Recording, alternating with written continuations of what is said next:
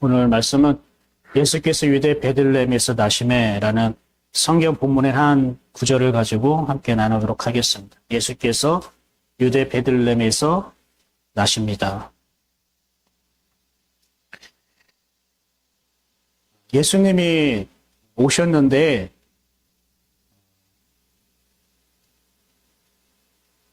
기뻐하는 사람이 있지만 또 기뻐하지 않은 사람도 있었어요. 여러분 어때요? 여러분이 만약에 예수님이 오셨으면 좋겠다라고 기다리고 기도하고 있다가 정말로 예수님이 오셨어요. 그럼 예수님은 기뻐할 것 같아요? 아니면 그냥 무덤덤할 것 같아요? 다 기뻐할 것 같죠? 그죠? 예수님을 내가 만난다면, 예수님 정말로 본다면 기뻐할 것 같아요. 근데 많은 사람들이 그렇게 생각을 했었어요. 예수님 시대에도. 그런데 막상 예수님 오셨는데 기뻐하는 사람보다 안 기뻐하는 사람이 더 많았던 거예요. 근데 이게 그들만의 문제가 아니라 오늘 우리의 문제이기도 합니다.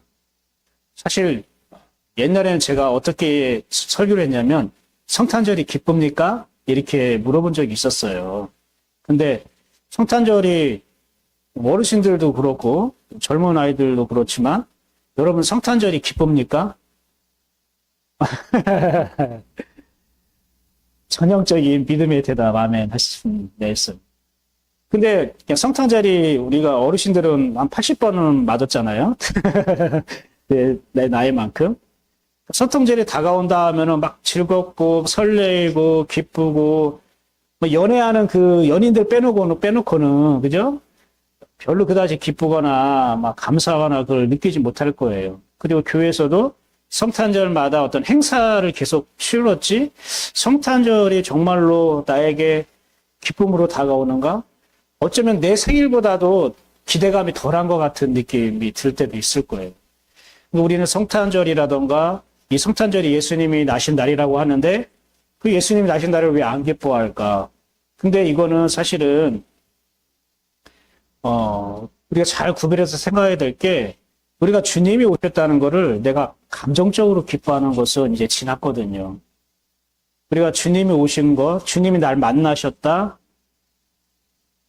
그것을 우리가 감정적으로 기뻐하는 시대는 지났어요. 시기는. 왜냐면 여러분이 이미 그만큼 자랐기 때문에. 그리고 예수님이 1년에 딱 한 번 성탄절 때에 여러분을 만나주신다면 그때를 손꼽아 기다리고 만나면 기쁘겠죠. 근데 그 예수님이 어디에 계시죠? 우리 안에 계시고 그 예수님을 우리가 언제 만날 수 있나요? 1년에 딱 한 번 만나요? 아니면 날마다 만날 수 있나요? 날마다 만날 수 있잖아요. 그렇죠? 사랑하는 연인이 매일 그죠? 사랑이 시작할 때에 자기야 나 만나니까 좋아 기뻐? 응. 그 다음 날도 자기야 나 만나니까 좋아 기뻐? 응. 한 달 뒤에도 자기야 나 만나니까 기뻐? 응. 그래요. 한 1년 지나고 나서 자기야 나 만나니까 기뻐. 그만해. 내 사랑해. 기쁘다고 그만해. 막 이러잖아요. 그죠? 저만 그런 거예요? 우리 가족만 사모님하고 저만 그런 것 같아요.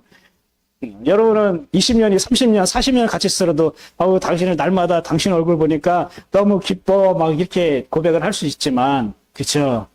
여러 사람이 다 그런 건 아닌 것 같아요. 그러니까 우리가 감정적으로 기뻐하고 즐거워하는 게 아니라 이미 주님과의 관계가 함께 자랐고 성숙했기 때문에 무르익었기 때문에 감정으로 기뻐하는 것은 지났어요. 근데 이게 왜 필요하냐면 주님의 은혜와 주님의 만남과 주님의 음성을 듣는 걸 감정으로 기분으로 기뻐하면요. 나중에 자기 신앙도 감정과 기분에 따라 바뀔 수가 있어요. 그래서 우리는 성탄절을 주님이 오셨는데 왜 안 기쁠까가 아니라 이미 내 안에는 그 기쁨이 흐르고 있는 거예요. 근데 그 기쁨을 우리는 이제 감정과 기분으로 만끽하고 누리는 게 아니라 이제 이 기쁨이 내 안에 있으니까 어떻게 해야 될까요? 다른 사람으로 흘러가는 거죠. 그래서 우리에게 오신 성탄의 진정한 의미는 다른 사람에게 내게 있는 주님이 흘러갈 때 그때 우리는 성탄의 기쁨이 다시 새롭게 회복되는 겁니다. 그래서 우리가 복음축제를 하는 것이기도 하고요. 왜 나는 성탄의 기쁨이 없을까? 있어요. 여러분 이미 기쁨이 있어요. 근데 이것을 다시 확인하고 누리고 싶으면 이 기쁨이 흘러가야 돼요. 여러분, 에덴이라는 말이 기쁨이란 뜻이라고 했잖아요. 에덴 동산할 때. 근데 에덴의 동산에서 물이 갈라져서 내 근원을 이뤘다고 했잖아요. 이게 우리 안에 있는 주님이 오신 기쁨, 주님이 임하셨고 함께 거하시는 기쁨이 우리가 내 방향으로, 내 방향이라는 것은 동서남북을 말하는 거잖아요. 그러니까 내 주변에 온통 흘러갈 때에 정말로 에덴의 참된 기쁨, 우리 안에 이게 회복이 된다는 거예요. 여러분에게 그 기쁨이, 에덴의 기쁨이 다시 한번 회복이 되었으면 좋겠습니다. 몇 사람이 믿을까요? 에덴의 기쁨이 회복될 겁니다. 자, 만약에 예수님이 오시기를 막 기다리고 있고 그 성경에서 예수님이 어떻게 어디서 오실지를 정확하게 알고 꿰뚫고 있었던 사람이라면 예수님이 오셨다는 딱 소식을 들었을 때, 그리스도가 나셨다는 소식을 들었을 때 정말로 좋아하고 기뻐할 거 아닙니까? 그렇죠? 그런데 정작 예수님 오셨는데 안 기뻐했단 말이에요. 한번 마태복음 2장 1절 한번 읽어볼까요? 자, 시작. 헤롯 왕 때에 예수께서 유대 베들레헴에서 나심에 동방으로부터 박사들이 예루살렘에 이르러 말하되, 예수께서 나셨어요. 그런데 예수님이 나셨지만 아무도 그분을 맞이하는 사람이 없었습니다. 예수님이 이 땅에 오셨는데 그 사실을 알고 있는 사람도 없었습니다. 아주 멀리 있는 이방인, 동방 박사들이나 밤에 양떼를 지키고 있는 그런 목자들, 이들 외에는 예수님이 나셨다는 걸 아는 사람이 없었습니다. 그것도 그들 스스로 노력해가지고 연구해서 아는 게 아니라 주님의 천사가 나타나서 목자들에게 알려주신 겁니다. 근데 예수님이 나셨는데 아무도 예수님 나신 줄 몰랐단 말이에요. 이건 무슨 말이냐면 예수님이 나에게 오셨는데 예수님이 나에게 오신 걸 아무도 모르고 있다는 겁니다. 예수님이 지금 이곳에 오셨는데 이곳에 예수님이 오셨다는 걸 저와 여러분이 아무도 모르고 있다면 우리가 지금 예배드리고 찬양하고 기도하는 게 아무런 의미가 없는 거 아닙니까? 그렇죠? 우리는 지금 모여서 예배하고 기도하고 찬양하는데 예수님은 이곳에 오지 않았어, 없어. 이렇게 생각하는 건 정말로 허공에다가 주먹을 치는 것 같은 것 아닙니까? 의미가 없는 거예요. 우리가 이곳에 예배드리고 찬양하고 말씀을 듣는 이유는 이곳에 하나님이 함께 하시기 때문에 그런 거 아닙니까? 우리가 예전에는 하나님은 저기 하늘에 있고 우리는 그냥 예배당에 와가지고 예배하고 기도하고 하면 저기 하늘에 계신 하나님이 우리의 예배를 받으시고 우리가 기도도 하늘로 올라가서 하나님께서 살펴보시고 복 주시고 은혜 주신다 이렇게 생각했지만 이제 임마누엘이신 하나님은 그게 아니잖아요. 하나님은 하늘에 있고 우리는 여기에 있어서 임마누엘은 될 수 없잖아요. 임마누엘이라는 뜻 자체가 함께 산다는 뜻이에요. 그렇죠? 나누어져서는 함께 살 수가 없어요. 우리는 임마누엘의 하나님을 찬양하는 겁니다. 임마누엘의 하나님의 말씀을 듣는 겁니다. 그것은 하나님이 지금 여기 계시기 때문에 말씀하시고 여기 계시기 때문에 우리가 그분을 기뻐하고 예배하는 것이 되는 겁니다. 예수님이 오셨는데 예수님 지금 이곳에 계시고 성령으로 오셨는데 우리가 그분을 아무도 왔다는 걸 느끼지 못하고 알지도 못하고 관심이 없다면 우리가 이 자리에 모이는 것도 헛되고 헛될 뿐일 수밖에 없을 것입니다. 근데 보십시오. 성경에 예수님이 왔을 때를 어느 때에 예수님께서 왔다고 지금 말씀하고 있을까요? 헤롯 왕 때에 예수님이 오셨대요. 헤롯 왕 때에 예수님이 오셨다는 걸 우리가 주목해야 됩니다. 물론 2000년 전 이 헤롯 안티파스 이 왕이 다스리던 유대 땅을 다스리는 때에 예수님이 오신 거 맞습니다. 역사적 사실 맞습니다. 그런데 이 역사적 사실을 통해 오늘 우리를 한번 돌아봤으면 좋을 것 같아요. 성경은 헤롯 왕 때에 예수님 오셨다고 얘기하고 있어요. 단지 헤롯 왕이 통치하던 역사적 시대만을 말할까요? 꼭 그렇지만은 않아요. 성경은 항상 보이는 이야기를 통해 보이지 않는 메시지를 전달한다고 했죠. 이것도 마찬가지입니다. 보이는 역사적 시대를 통해 보이지 않는 시대, 보이지 않는 환경을 우리에게 지금 말씀하고 있는 거예요.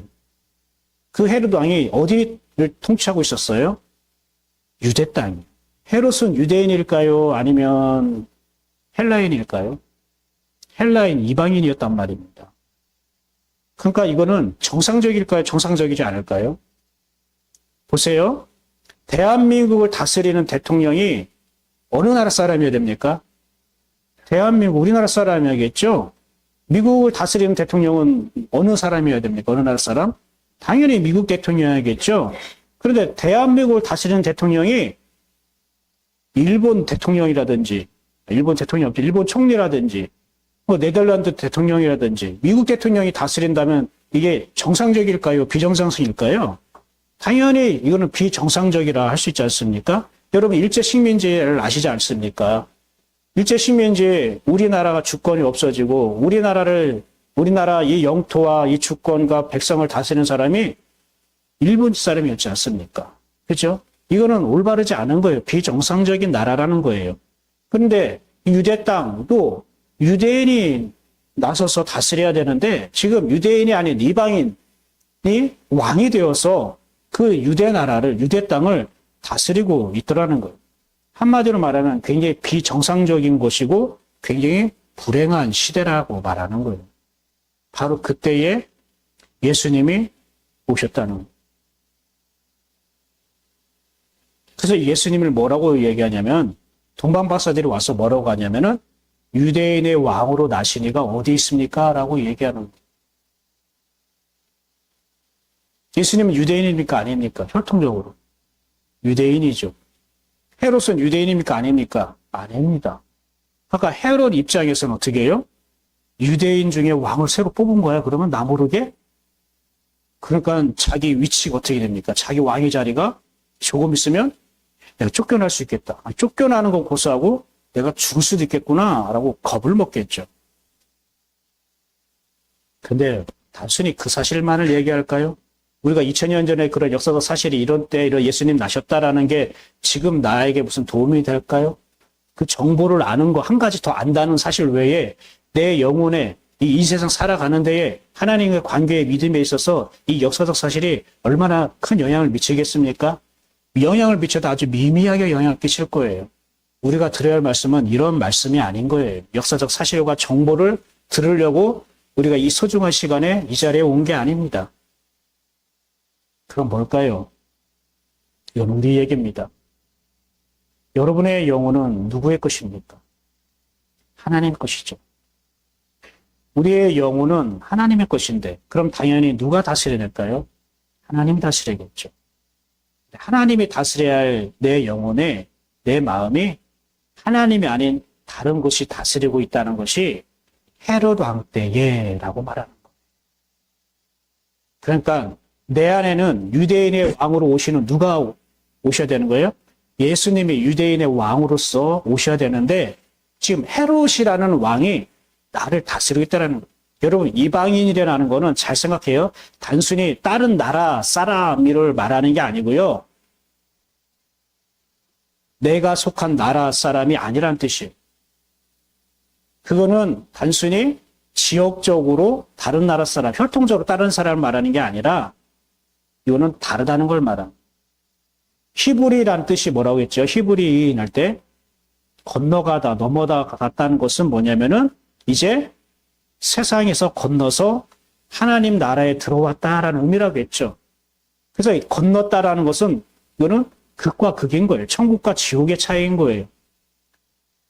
나를 다스릴 수 있는 분은 오직 여호와 하나님이셔야 되고 그 여호와 하나님이 육신을 입고 오신 분이 예수 그리스도이기 때문에 그 예수 그리스도가 내 마음을 다스리는 왕이 돼야 되는데 근데 다른 나라의 왕이 와서 나를 다스리고 있더라는 거예요.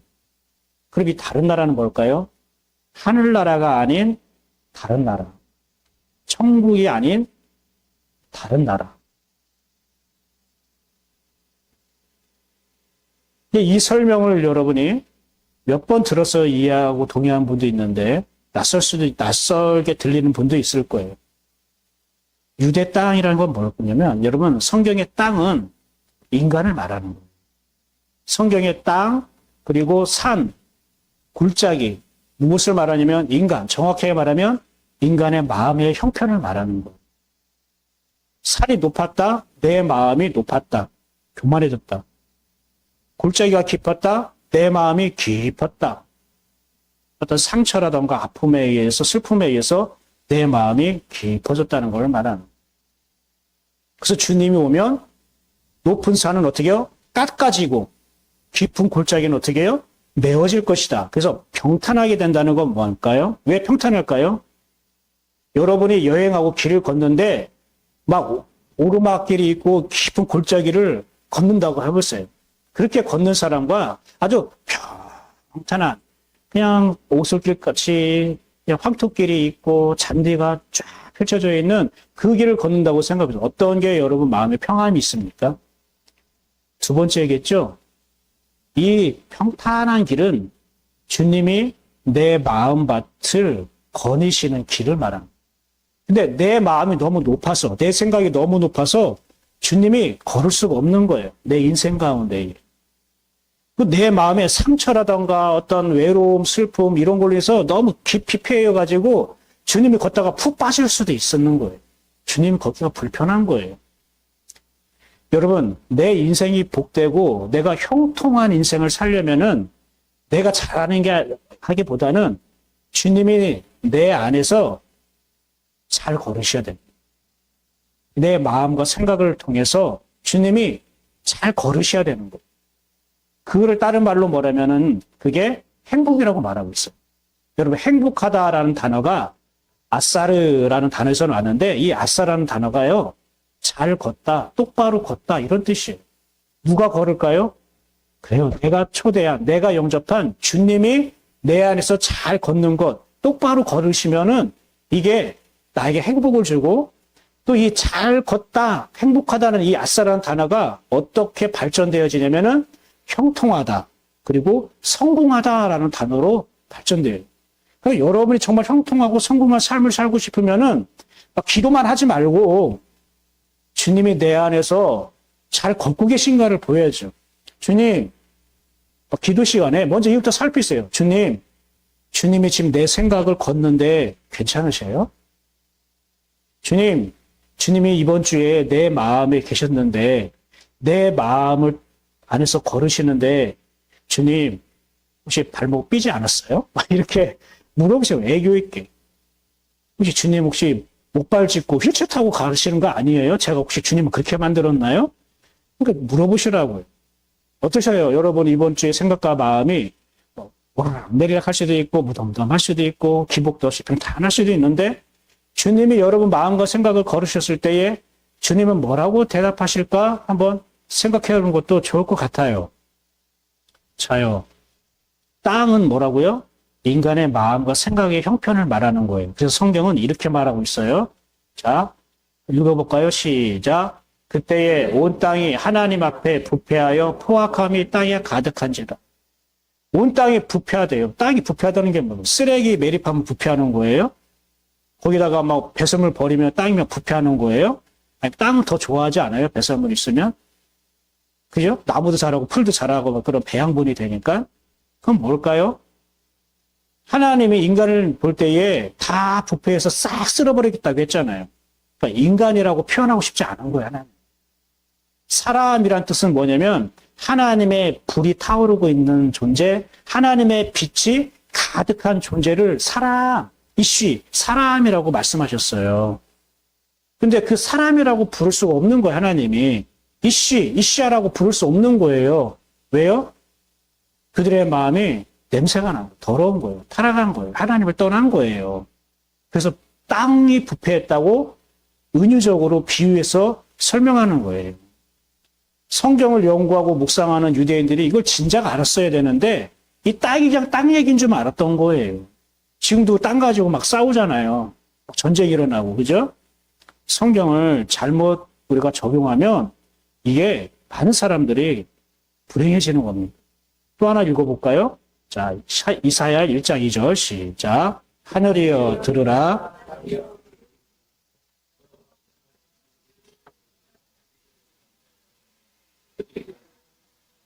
보세요. 하늘이여 들으라, 땅이여 귀를 기울이라는 거예요.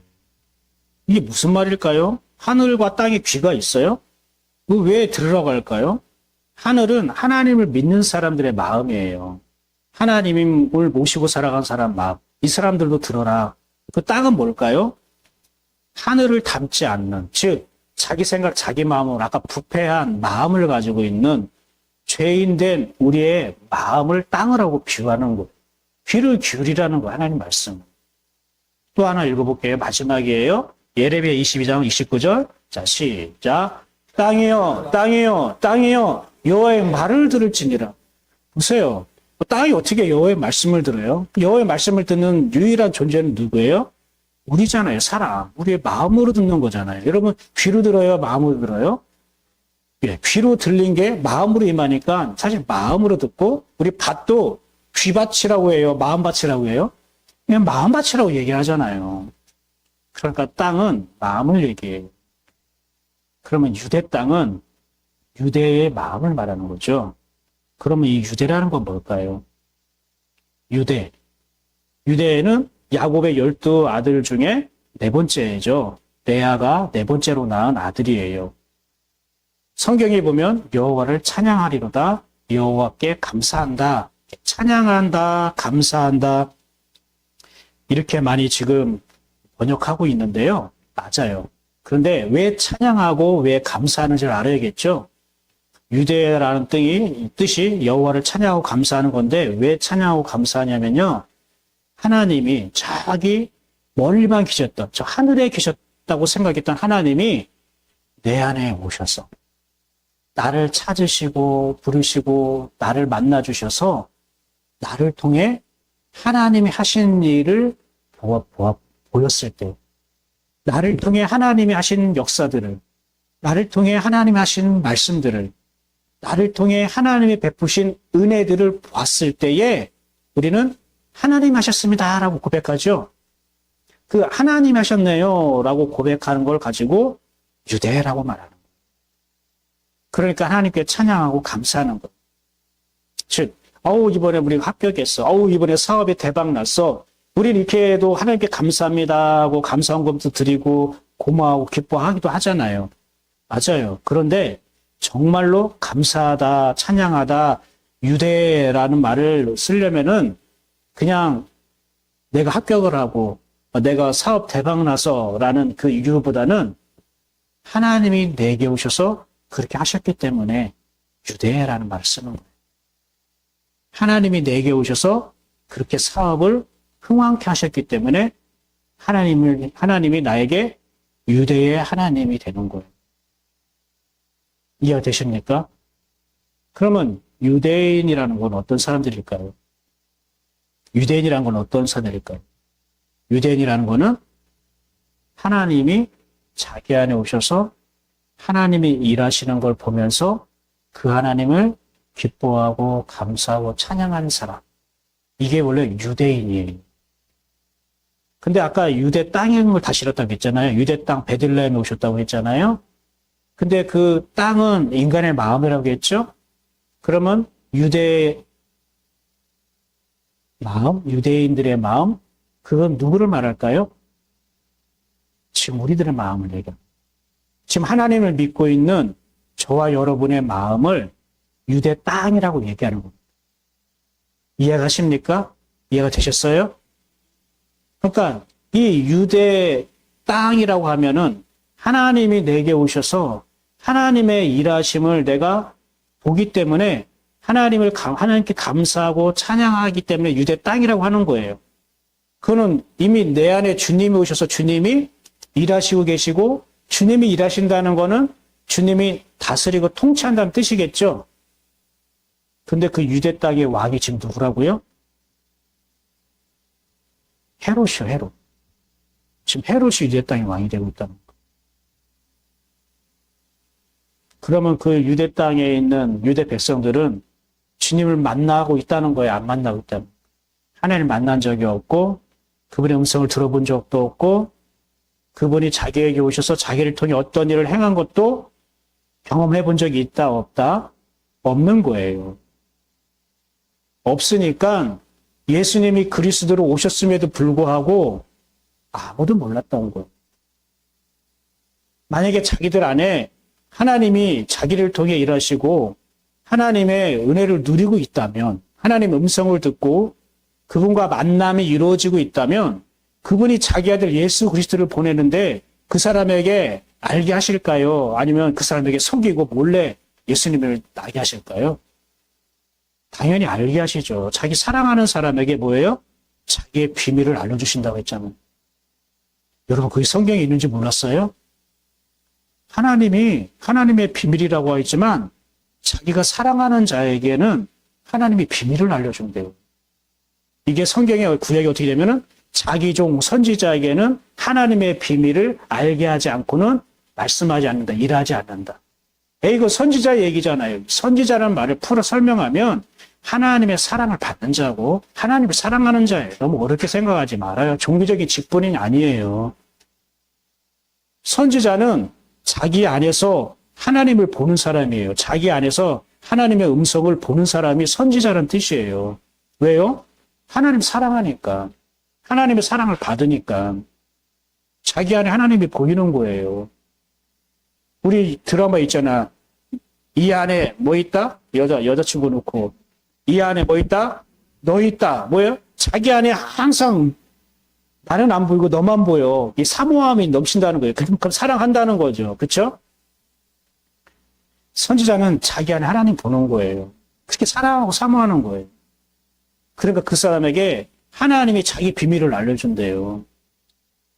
이것도 특별 능력과 은사 받은 사람 막 예언하고 사람 막 쓰러뜨리고 막 이런 사람이 있는 게 아니에요.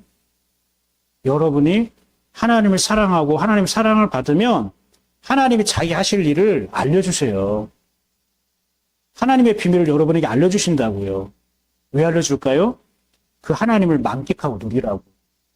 갑자기 어느 날 우연히 된 게 아니라 내가 너에게 내 비밀을, 내 할 일을 알려줬지.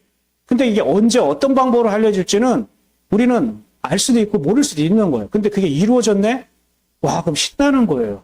하나님이 생생하게 누려지는 거 아닙니까? 그 하나님을 어떻게 떠날 수 있습니까? 그 하나님을 내 마음에 두지 않고 어떻게 다른 것을 내 왕으로 삼을 수 있겠습니까?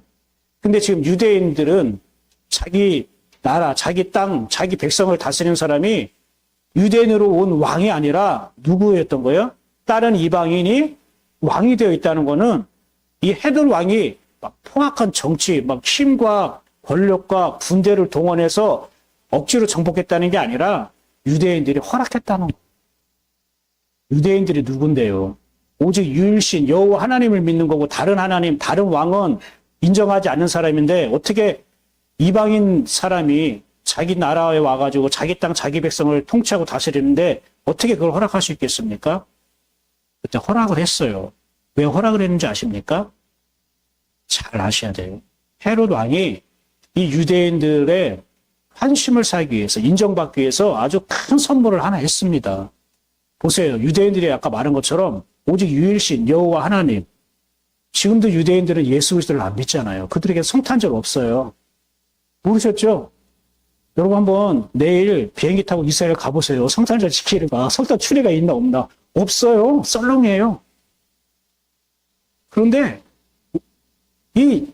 그렇게 유일신 하나님 외에는 다른 걸 인정하지 않는 사람들인데 어떻게 헤롯 왕을 자기 왕으로 인정할 수 있겠냐고.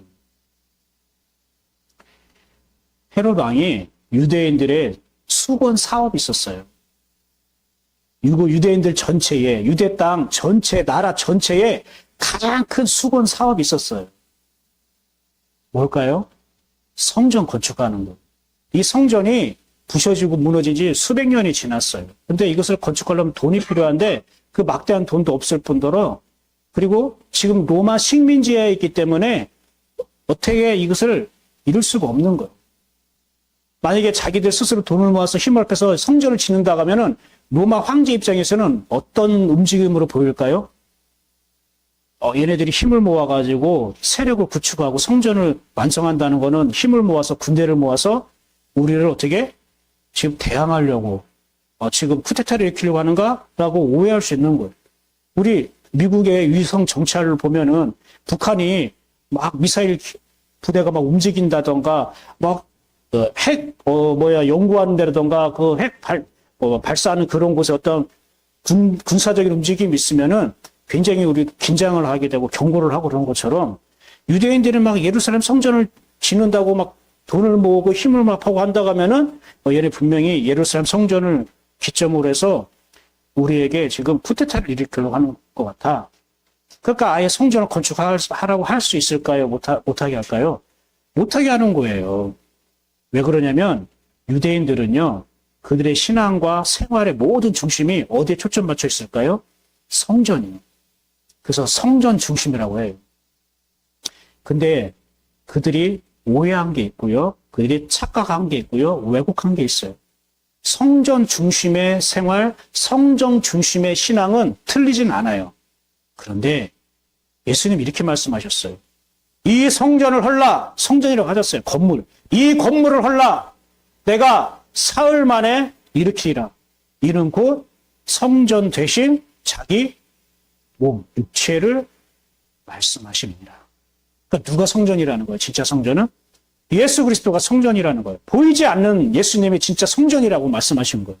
그럼 보이는 벽돌로 지어진 이 건물은 예수님은 성전이라고 불렀어요? 아니면 그냥 건물이라고 말했어요? 그냥 건물이라고 말한 거예요. 왜 예수님은 보이는 이 건물, 이걸 헐라고 합니까? 유대인들은 헤롯 왕으로부터 이 예루살렘 성전을 선물로 받았거든요. 다 무너진 건데요. 이것을 다 싹 재건축이 아니에요. 재건축이죠. 리모델링이 아니라 재건축인 거예요. 아파트 오래되면 싹 밀어버리고 새로 건축하는 것처럼 다 부서지고 허물어지고 오래되고 낡은 예루살렘 성전을 다 밀어버리고 새로 지었어요. 그것도 몇십 년 동안.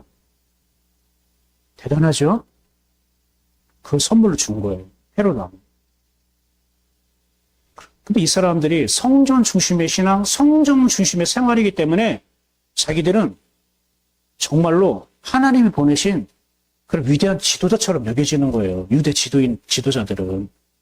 왜? 성전이 없으면 하나님을 믿지 못한다고 생각하고, 보이는 건물, 보이는 예배당이 없으면은 우리가 하나님을 믿지도 못하고 예배하지도 못하고 기도하지도 못하고 헌금 드리지 못하고 하나님과 동행할 수 없다고 믿어버립니다.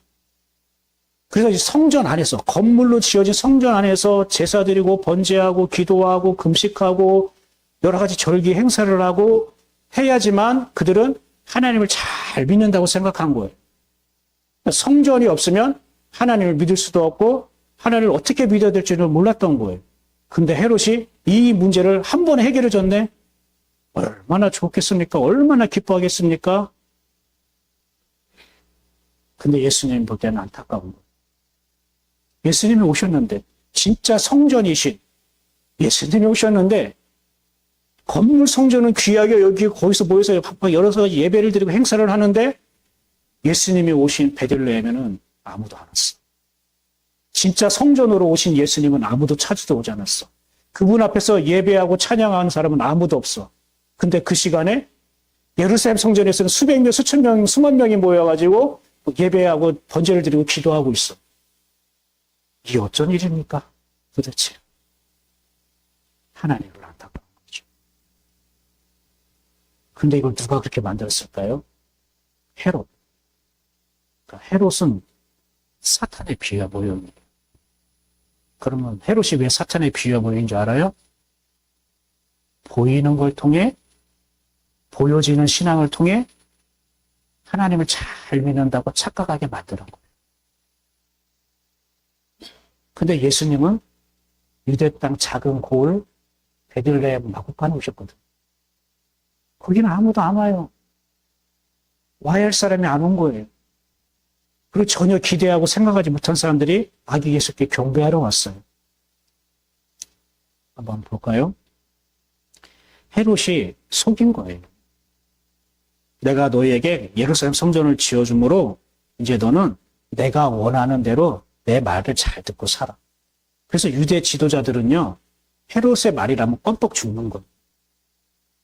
유대인들 중에 막 헤롯에 대해서 시기하고 미워하고 막 데모하자 이런 말이 생기면요, 헤롯하면 걱정할 필요가 없어요. 유대 지도자들이 이들을 좀 눌러버리는 거예요. 야, 헤롯한과 친하게 지내야 돼. 우리에게 예루살렘 성전을 지어줬어. 이게 얼마나 어마어마한데. 굉장히 고마움을 느낀 존재 같지만, 대단한 일을 한 것 같지만, 사실은 그 유대인들의 신앙을 보이는 신앙, 율법 신앙, 썩어 문드러지고 관습과 전통에 젖어들게 하는 신앙으로 사실 변질시켜버린 건데 유대인들은 자기가 변질되고 있는 것도 모르는 거예요. 왜? 계속 보이는 건물 중심으로 있으니까 건물이 아름답고 화려하게 지어 있으니까 야 여기 받으면 더 은혜 받겠다. 야 여기서 기도하면 잘 터지겠다. 이러고 야 여기서 기도하면 막 더 성령이 막 50배 100배 막 임하겠다. 착각하는 거였어요. 그리고 예루살렘 성전에 모이지 않는 성도들 그런 백성들을 보면 어떻게 해요? 믿음이 없다. 너 그렇게 신앙생활하면 천국에 갈 수 없어. 이 지옥에 갈 수밖에 없어. 이렇게 정죄하는 거예요. 자, 근데 헤롯이 사단의 비유와 모여라고 했을 때에 이것은 보이지 않는 우리 영혼에 대한 이야기라고 했죠? 맞아요. 나도 모르게 우리가 사탄을 나를 다스리는 왕으로 내가 인정하고 있다고요. 왜요? 내가 보이는 것에 집착하게 만들고 보이는 축복, 보이는 형편이 잘 되는 걸 통해 그게 하나님이 함께 하시는 것, 축복이라고만 믿게끔 하는 게 사단이 나를 왕이 되어서 다스리고 있다는 뜻이에요. 물론 하나님 우리의 보이는 형편과 관계와 이러한 환경을 하나님께서는 좋은 형편으로 바꿔주시는 분입니까? 아닙니까? 바꿔주시는 분이죠. 왜냐하면 하나님은 그가 사랑하는 관계, 사랑하는 자들이 아프지 않도록 하나님을 믿는데 방해되지 않도록 그의 영혼을 복되게 하기 위해서 육적인 형편, 환경도 하나님께서는 다스려 주시는 거예요. 근데 유대인들은 문제는 뭐예요? 보이지 않는 하나님과 관계는 없는데 그분과 동행하지 않는데 그냥 자기들 열심으로만 노력으로만 하나님께 잘 비춰져가지고 하나님께 축복을 받으려고 하는 그런 기복주의 중심의 신앙에 빠져 있다는 거예요. 여러분 기복 신앙은 나쁘진 않습니다. 복을 주시는 하나님은 성경이 있기 때문에 기복 신앙은 있어야 되는 거예요. 아시겠습니까? 뭐가 위험하다고요? 기복 중심, 기복주의가 나쁘다는 거예요. 율법이 필요합니까? 안 필요합니까? 필요하죠. 근데 율법주의는 위험한 겁니다. 유대인들은 기복을 넘어서 기복주의에 심취한 거예요. 그래서 하나님께 잘 보여야 된다고 보이는 건물에서 열심히 우리가 뭔가를 행해서 만들고 잘 보여야 된다고 말하는 거예요. 정작 성전으로 오신 예수님은 베들레헴에 계신데 여러분의 오신 예수님은 어디에 계실까요? 여러분의 오신 예수님은 지금 여러분의 유대 땅인 여러분의 다스리는 유대인의 왕으로 오셨습니까? 분명히 예수님이 여러분 유대인의 왕으로 오셨습니까? 아니면 내가 다른 것을 내 왕으로 지금 섬기고 있지는 않습니까? 그것이 바로 헤롯 왕 때에 예수께서 유대 베들레헴 땅에 오시다심에 이런 의미인 거예요. 그래서 유대인들은요, 예수님이 나셨다고 하는 걸 기뻐했을까, 안 기뻐했을까요? 안 기뻐한 거예요. 왜 그럴까요? 여러분, 동방박사들은 유대인의 왕으로 오신 이가 어디 있습니까? 물었는데, 이 헤롯은 이렇게 얘기하는 거예요. 봐요. 동방박사들이 유대인의 왕으로 나신 이가 어디 계시냐라고 물었어요.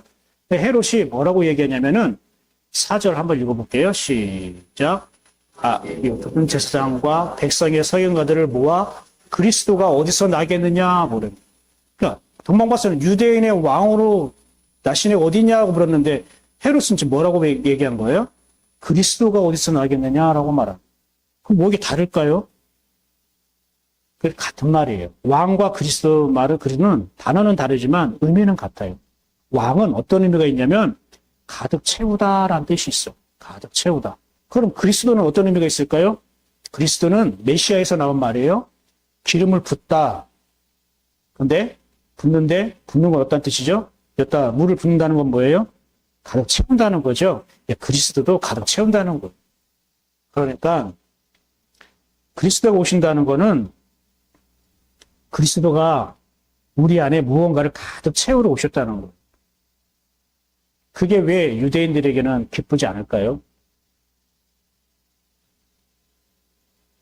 이미 자기 안에 채워져 있는 게 있기 때문에. 이미 자기 마음에 채워져 있었고, 그 채워져 있는 걸로 살아가는 게 그 사람들에게는 부족하지 않았어요. 불편하지 않았어요. 왜냐면 그렇게 살만했던 거예요. 근데 자기들 안에 채웠던 게 누굽니까? 그리스도입니까? 헤롯 왕입니까? 헤롯 왕이 채웠잖아요. 보이는 신앙으로. 그래서 채웠잖아요. 그러니까 유대인들은 지금 그 예루살렘 성전에서 모여서 예배드리고 기도하고 성경 가르치고 이 건물 안에서 모여서 신앙생활하는 것이 자기들은 하나님께 믿음 생활 잘한다고 생각했을까요? 못한다고 생각했을까요? 잘한다고 생각했던 거예요. 그런데 하나님을 만난 적이 없어요. 하나님 음성을 들은 적도 없고 하나님과 개인적으로 교제를 하거나 동행이 이루어지는 게 아니에요. 임마누엘의 하나님이 없는 거예요. 그냥 하나님은 이 예루살렘 성전 중앙에 계시고 그리고 그분 앞에 모여서 우리가 예배하고 기도하면 복받는다는 신앙으로만 있었던 거예요. 그런데 문제점을 느끼지 못했고 그냥 이렇게 신앙생활하는데 만족했던 거예요. 그런데 진짜 왕이신 그리스도가 와가지고 자기 마음에 또 새로운 것을 채웠는데 자기는 지금 신앙생활하는데 불평 하나 없는데 나 이렇게 교회 다니고 이렇게 하나님 믿는 거 나는 괜찮게 생각하는데 이거 예수님이 오셔가지고 그거 아니야. 그걸로는 너가 구원에 이룰 수 없어. 야, 그거는 거듭난 게 아니야. 그건 하나님 아들이 아니야. 하나님 백성이 아니야. 하나님 주시는 마음으로 가득 차서 그분과 교제가 일어나야 돼. 그분의 말씀과 음성이 너 안에 살아나야 되고 그분과 일거수일투족 함께 걸어야 되는 거야. 그분이 너의 인생 가운데 걸어야 되는 거고 그분의 생각과 마음이 너의 삶을 통과해야 되는 거야. 이거 채우려고 왔는데 그러면 이 유대인 지도자들이 그거 좋아할까요? 안 좋아할까요? 안 좋아하는 거예요. 이미 자기는 하나님 잘 믿다고 생각하고 있는데. 그러니까 예수님이 오신 지 이들 어디에 오셨다는 걸 분명히 알고 있어요. 보세요. 어디서 나겠느냐 물으니까 이들이 잠깐만요. 좀 성경 좀 찾아보고요. 이렇게 대답했습니까? 아니요. 바로 얘기해요. 이르되 유대 베들레헴이 오니 이는 선지자로 이렇게 기록된 바 바로 유대 베들레헴이라고 대답하죠. 그러니까 예수님이 그리스도가 어디에 나온다는 거는 이미 알고 있다는 뜻이에요. 그죠? 그리고 왜 베들레헴에서 나왔냐면은 선지자로 이렇게 기록된 바라고 지금 성경 보고 얘기하는 게 아니라 자기가 지금 외우고 있는 자기 속에 들어있는 성경 구절 가지고 얘기하는 거잖아요. 그러니까 성경을 다 외우고 있으니까. 그리고 이렇게 얘기하는 거예요. 한번 6절 읽어볼까요? 시작. 또 유대 땅 베들레헴아 너는 유대 고을족에서 가장 작지 아니하도다. 내게서 한 다스리는 자가 나와서 내 백성 이스라엘 목자가 되리라 하였습니다. 그분이 베들레헴 땅에 오고 그리고 그분이 무엇을 어떻게 행할지까지 다 알고 있어요? 없어요? 알고 있어요. 그러면 헤롯이 유대 지도자들, 서기관들, 율법학자들 다 모여서 그리스도가 어디서 나냐, 언제 나냐 물었을 때에 베들레헴 땅에 납니다. 그리고 그분에서 이런 일을 하십니다. 라고 딱 대답하고 나서 이들은 어떻게 해야 되는 거예요? 바로 베들레헴에 가야죠. 지금 돈마 박사가 먼저 알려가지고 좀 알려줬잖아요. 자기한테는 하나님이 안 알려줘서 서운할 수 있지만, 그래도 지금 누가 알려준 거가 뭐가 중요해? 지금 예수님 나셨는데, 지금 자기들이 지금 이렇게 성경에 알고 있는 거 지금 얘기하고 있잖아요. 몇천 년 동안 지금 기다리고 있는 예수님이 왔는데, 실제 이루어졌는데, 그럼 헤롯 왕에게 빨리, 그럼 헤롯 왕께 우리 빨리 가야 됩니다. 진짜 그리스도가 와가지고 빨리 그분께 경배하러 가야 됩니다. 하고 달려가야죠. 가만히 있어, 그러고. 여러분, 만약에 이런 말 하면 안 되지만 그리스도가 저기 옆에 현관문 앞에서 기다리고 있어. 그러면 어떻게 해야 됩니까? 목사님 잠깐 설교하지 말아요. 빨리 목사님 우리 이끌고 빨리 현관문으로 우리를 데려가 주세요. 우리 주님 만나야 돼요. 이러야죠. 지금 우리가 여기 와서 뭘 하고 있는 게 뭐가 중요하냐고요. 그리스도가 지금 현관문 앞에서 기다리고 있는데 아니 유대 베들레헴 땅에 그분이 오신다고 알고 있었네. 전혀 몰랐다는 게 아니네. 그리고 그분이 오셔서 어떠한 일을 한다는 것도 알고 있었네. 근데 안 찾아가네. 동방박사하고 목자들만 찾아가고 성경을 그렇게 죄송해요. 그렇게 잘 알고 있는 이런 말 쓰면 어때요? 빠삭하게 잘 알고 있는 이 사람들은 예수님께 안 찾아가네. 뭐 이런 게 다 있어. 이런 사람들 밑에서 말씀을 들으니까 그들의 영혼이 불행한 거지. 그러니까 헤롯을 자기 왕으로 삼는 거지. 자꾸 보이는 신앙으로 빠져드는 거지. 말이 안 되잖아요. 말이 안 되잖아요. 그 말은 그리스도가 어느 땅에 오시고 어떤 일을 하신다는 건 알고 있지만 그분이 오셔서 하는 일들이 마음에 든다는 거예요. 탐탁치 않다는 거예요. 탐탁치 않다는 거야, 유대 지도자들은. 왜요? 이미 자기 안에 뭔가 가득 채워졌거든. 헤롯으로부터 보이는 것들로 가득 채워졌는데 이거 버리고 싶지 않거든. 이거 놓고 싶지 않거든. 빼앗기고 싶지 않거든. 내가 예수님께 가가지고 경배하는 순간 내 안에 가득 차고 내가 그동안 모아놓고 쌓아놓던 거는 다 없어지는 거야. 그러니까 누가 아기 예수께 경배를 왔어요? 목자들이요. 목자들은 뭐예요? 성경에 대해서 알아요? 그들은 성경책 갖고 있을까요? 안 갖고 있을까요? 성경책도 없어요. 회당에 가야 성경이 있어요. 그리고 집에 성경을 복원하고 있는 사람은 바리새인과 율법학자들, 서기관들, 종교 지도자들이에요. 봐요. 성경을 맨날 가까이 있고 읽고 있고 연구하고 있고 가르치고 있는 유대 종교 지도자들은 예수님 오신 걸 이제 들었고 베들레헴에 오셨다는 것도 알고 있는데 안 가. 성경을 접해보지도 못하고 회당에 가서 안식일 날 회당에 가서 말씀을 들어야 되는데 온종일 일하니까 이렇게 햇빛이 비치면은 졸기도 하고 누가 바스락 소리 나면은 잘 듣지도 못하기도 하고 그런 어떤 상태에 있었지만 자기 마음은 뭐예요? 그리스도가 오신다고 했는데 그리스도가 오면 내 마음에 평강이 있을 텐데 그리스도가 오면 참 내가 기쁠 텐데 그리스도가 오시면은 정말로 우리가 다윗과 솔로몬 시대처럼 평화로운 그러한 신앙을 생활하실 텐데 그것을 그냥 밤마다 낮마다 그 마음이 있었던 거예요. 근데 선사가 나타나서 목동들에게 얘기하네. 그리스도가 나타났다고. 그분께 경배하라고 즐거워하라고. 하늘에는 영광이고 땅에는 평화로다. 그 얘기를 천사들이 하네. 목자들이 너무 기뻐가지고 바로 한 걸음에 달려가잖아요. 아무도 없어. 주님이 오셨는데 목사님들이 없네. 전도사님이 없어.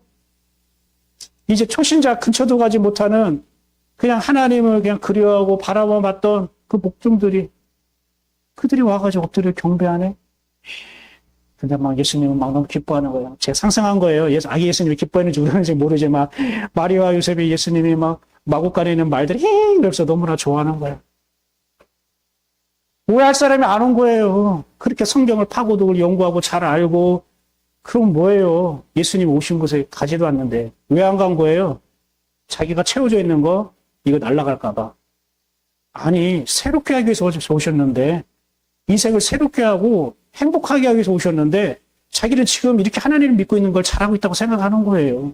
오랜 전통과 관습과 율법에 젖어서 살아가고 있는 건물 중심의 신앙생활이 하나님 안타까워서 그리스도를 보낸 건데 진짜 성전인 예수님을 보낸 건데 진짜 성전은 찾아가지 않고 가짜 성전, 건물 성전에 푹 빠져서 있는 거 근데 이거 좋다고 놓치기 싫다고 이게 하나님 안타까운 거예요.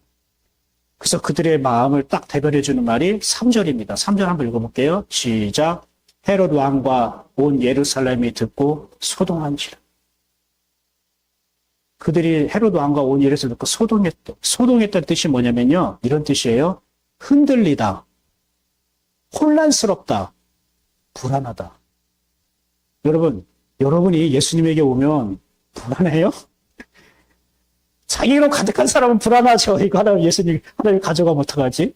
하나님 공들여서 내가 이번에 막 집도 건물도 아파트도 땅도 사놨는데 하나님 괜히 감동 줘가지고 이거 하나님께 바치라고 하면 어떡하지? 아, 이거 하나님 가까이 하지 말아야지. 나 은혜 대충만 받아. 조금만 받아야지. 너무 많이 받으면 안 돼. 이렇게 불안합니까? 불안합니까? 아니잖아요. 주님이 오면 막 헷갈리고 막 혼란스럽고 힘듭니까? 아니잖아요. 우리는 그분이 빨리 나를 차지했으면 좋겠잖아요.